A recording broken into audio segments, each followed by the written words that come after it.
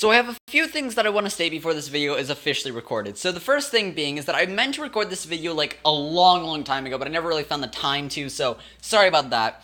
Now the second thing that I want to state is that I actually was attempting to record this video just a few seconds ago, maybe to like the point of 2 minutes ago.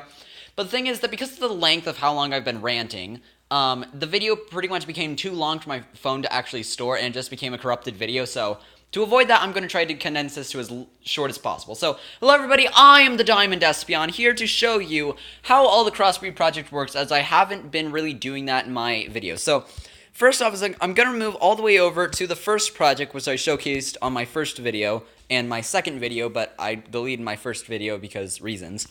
So, the first thing is that it will use the execute command to have the player test for a block in whatever direction, in each direction, a gold block. Now, this command runs true for all the machines, so I won't be specifying what the first commands are on any of the rest. So, it'll test for the position of the gold block. Well, then, the next command is to summon a lightning bolt, 4 blocks in whatever direction the gold block is facing. So then, afterward, one tick later, it's going to remove that gold block by setting block air. Now the thing is that the reason that there is a glitch exclusive to this machine is because this specific order causes it that you have 1 tick to jump out of the way in the event that you want to start stockpiling gold. So a bit of a bug there. I probably could fix it, but I'm honestly too lazy to because I can't Control-C, Control-V stuff. So anyway, so then it gives the player the gold block. Now moving on to the second project, once again it's the test for block command. And then, if that reigns true, then it will give the respective effect for 7 seconds, like this one's strength 2, this is jump boost 4, this is speed 3, and at the same time, it'll also give the player the respective block. Now, over here, this is actually the hunger effect, but the thing is that I've typed in random numbers afterwards so that these commands won't fire, because the thing is that I realized that I don't really want these commands running, because they had a purpose in the computer version of the game because they could be so easily executed, but because of how difficult it is to utilize these ability in the pocket version, I just decided to avoid that. So no hunger effect for here. Then 1 tick later, all the signals will jump into this redstone stream and then go over to this command block, which will set the block below them to air. So once again, another thing you kind of exploit, but whatever. So anyway, so moving on to the leaf person thing project, when you flick the lever and turn it on, it'll give you the resistance 1 effect and then open up kind of this area. I'm going to remove this so I don't die. Sorry.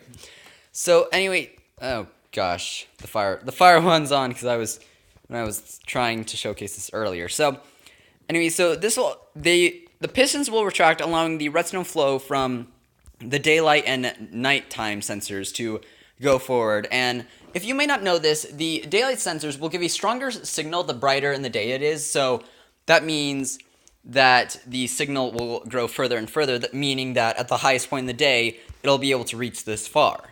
Now, the same proves true for the nighttime thing. Now, when you flick the lever off, this redstone torch will turn back on and cause the pistons to re-extend, hence cutting off the signal. Now, moving on to my personal favorite character. This one, once again, has the little passive effects and the test for command. Anyway, so then it will teleport all entities that are within 6 blocks of the player to the player. And 1 tick later, or 4 ticks later, I have a reason for doing that, but I won't state why. It's actually so I don't, break blocks, because this is a repeat command block. I wanted to change it to impulse, but for some reason that wasn't working, so it's now repeat. So anyway, so then 4 ticks later, it will teleport all entities within 2 blocks of the player, which includes the player, 12 blocks in whatever direction the quartz block was placed.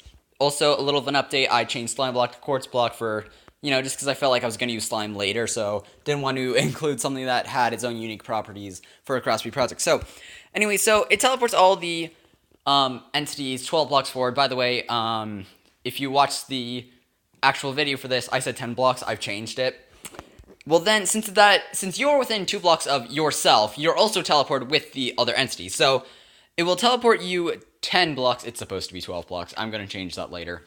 It will teleport you 12 blocks back so that you're roughly in your original position. Then, once again, it gives you the quartz block. So, over here, it'll actually test for a quartz block beneath you, then teleport you then teleport you upwards and remove the quartz block, of course. So over here, we have the generic test block command, and then we also have the test for block command at your head level due to the fact that when it is testing for block, it tests for it at your feet level, because that's where the game registers your player at. So it's one up on the y-axis for the top layer, but they pretty much serve the same purpose. So then afterward, it will turn the glass block into air, and then set an ice block 2 blocks in the direction that you're facing, or wherever the glass block was.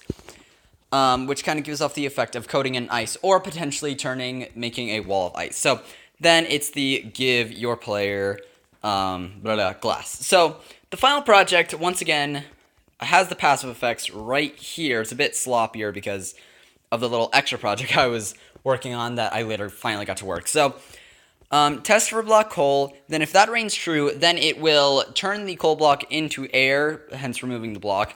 Then it will utilize the fill command to fill pretty much 1 block ahead of you to 5 blocks ahead of you with fire. But it also includes to replace only air, meaning that you won't destroy anything around you, which is something very good if you're testing it in a building. So it'll pretty much send that laser fire thing.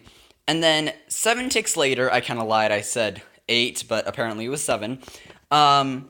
It will use the same fill command to set air in place of fire, once again avoiding property damage, and then it gives you the coal block. Anyway, thank you so much for watching that. Sorry for not explaining in the actual videos. I intend to, when I later make command machines, to actually explain how they operate. Anyway, thank you so much for watching. If you want to see more amazing command block machines for pocket version, and maybe even later computer version, please hit the subscribe button. It would mean so much for me. And also, like this video, comment just for no reason, because I like comments. And I shall see you all next time. Goodbye.